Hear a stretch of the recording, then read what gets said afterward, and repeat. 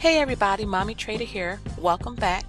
If you're new around here, on this channel I am documenting my family's journey to financial independence and generational wealth, and we plan on achieving that through investing in stocks, real estate, cryptocurrency, and overall increasing our net worth.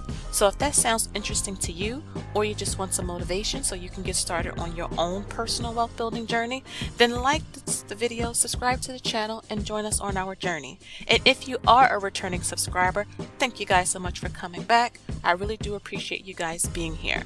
So on today's video, we're going to be talking about investment property 101.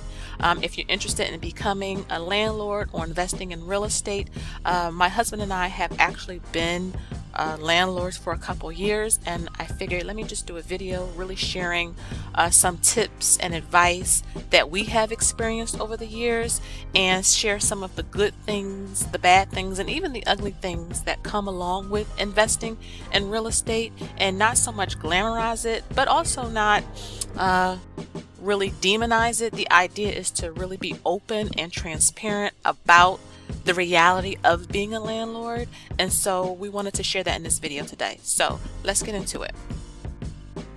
The first thing that we would suggest or advise you to do is do your research. It's always important to do a general research about what entails, being a landlord or investing in property. And a great way to do that is just start in some forums. You can go to Google or YouTube, just type it in, how to become a landlord, or the realities, the good things, the not so good things, because again, the idea behind my channel is to be really open with you guys. And sometimes being a landlord is not the best thing in the world. Sometimes it sucks, but we love it, and we would continue, and we are continuing to, like I mentioned on my previous video, buy a second rental property. So again, it's about really exposing you to what the realities are. And if you decide, you know what, after doing some research, I don't want to become a landlord, I don't want to invest in real estate, that's okay. Being a landlord isn't for everyone, and that is okay.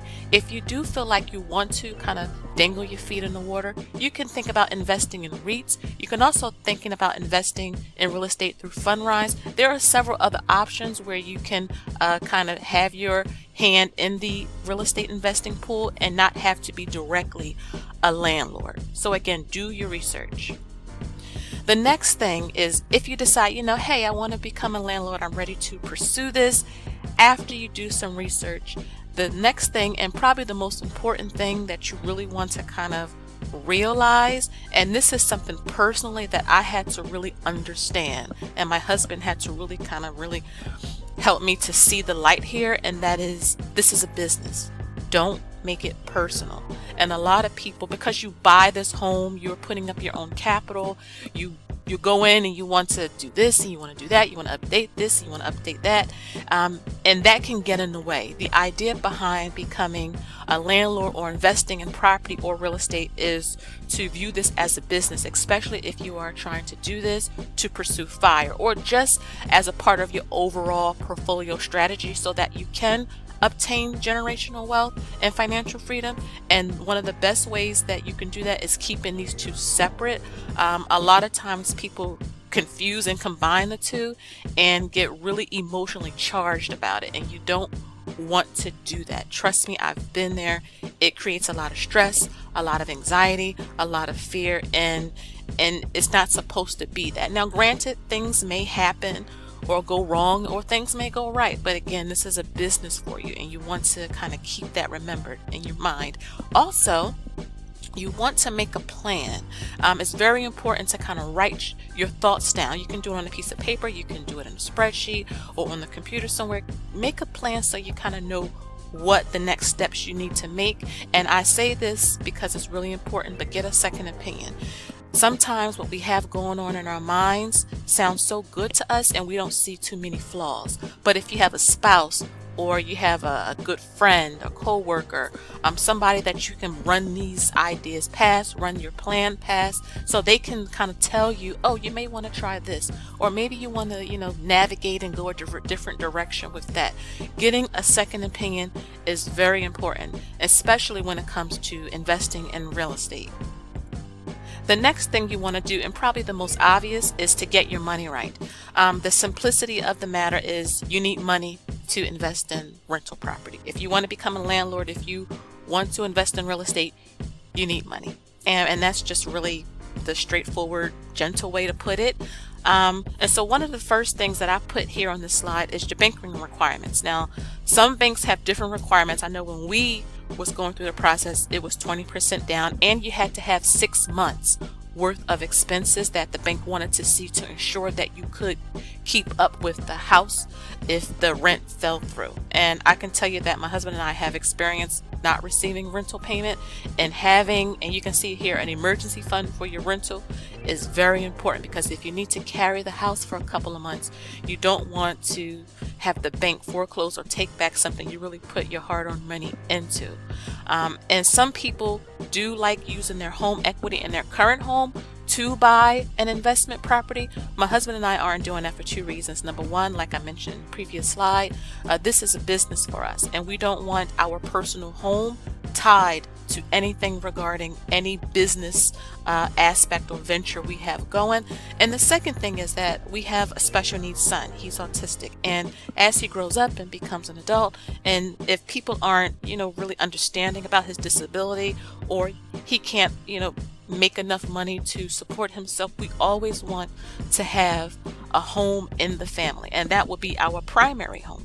And if that's the case, we don't want a home equity loan tied up in our primary mortgage. We want to always keep that separate. And in any of our children, if they fall on hard times, they need to, have some support even after my husband and I are long gone.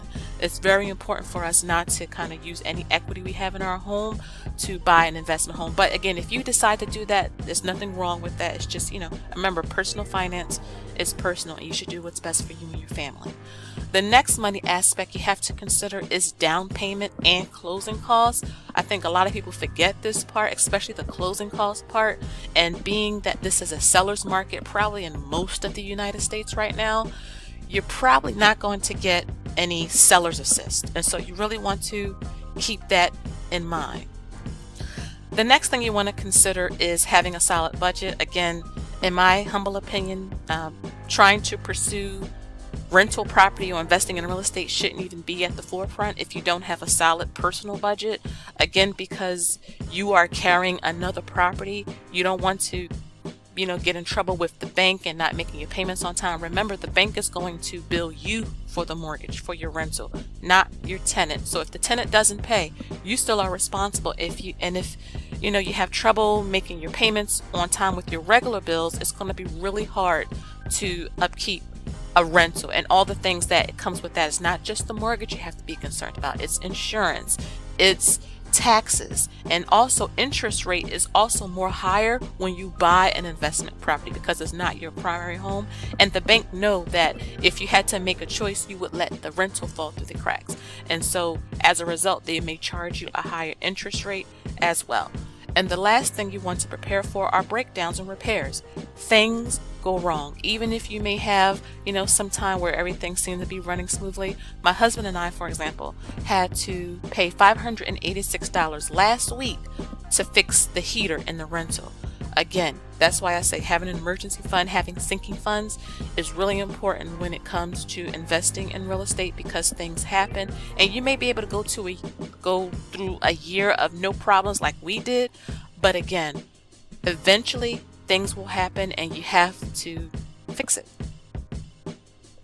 The next thing I want to talk about is researching the area. Now, on the previous slide, you heard me talk about doing some general research, and that's good. But when you figure out where you want to buy your rental property, this is where you kind of get into the details.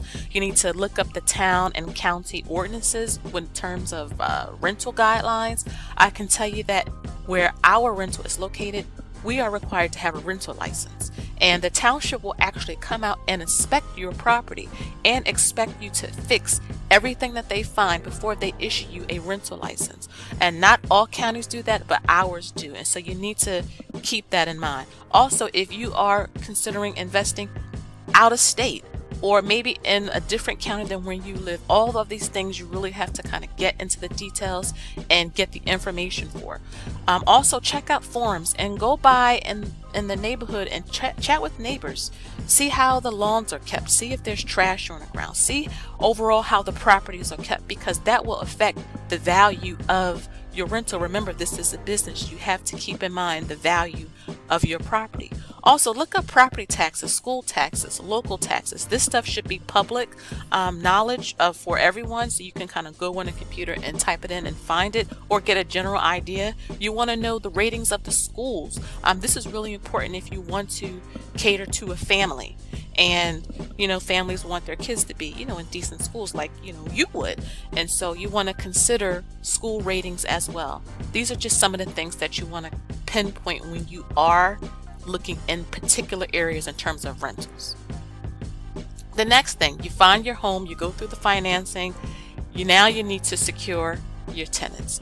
You need to figure out what are your requirements. Everybody's requirements are not the same.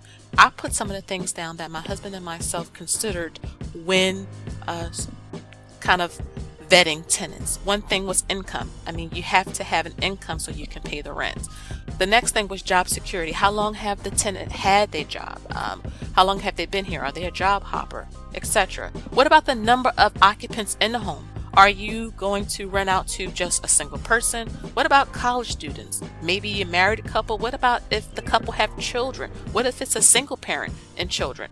These are all things that you should consider when it comes to your tenants. The next thing is lease length. And especially in this pandemic, people are renting month to month. Sometimes it's 6 months, sometimes it's a year. And I can tell you that we rent yearly.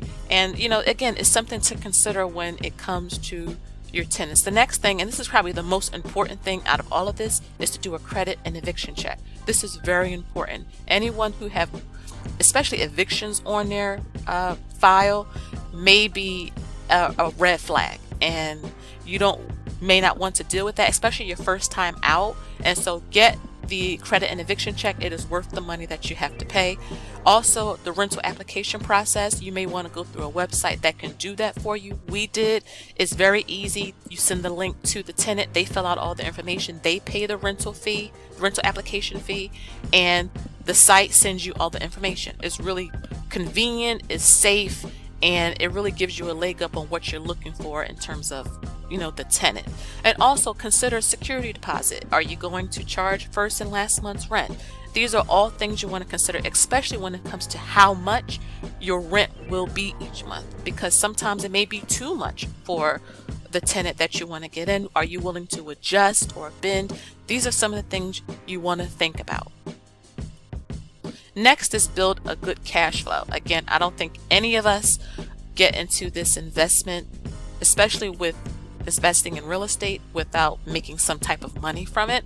And so you want to build a good cash flow, and you want to make sure that your rental income exceeds your expenses so that you can have some cash. And then some of the cash that you do get, put it in a savings account. Remember, I talked about things happen, things go wrong. You want to make sure you protect yourself and your sanity when it does, by having some sinking funds or a savings account. And after you do that, you have your profit. And when you have your profit, you have passive income. And again, you want to have a healthy cash flow. Some people like having 10% cash flow, 15, 20%. Remember, run your numbers and see what feels comfortable for you at the end of the month.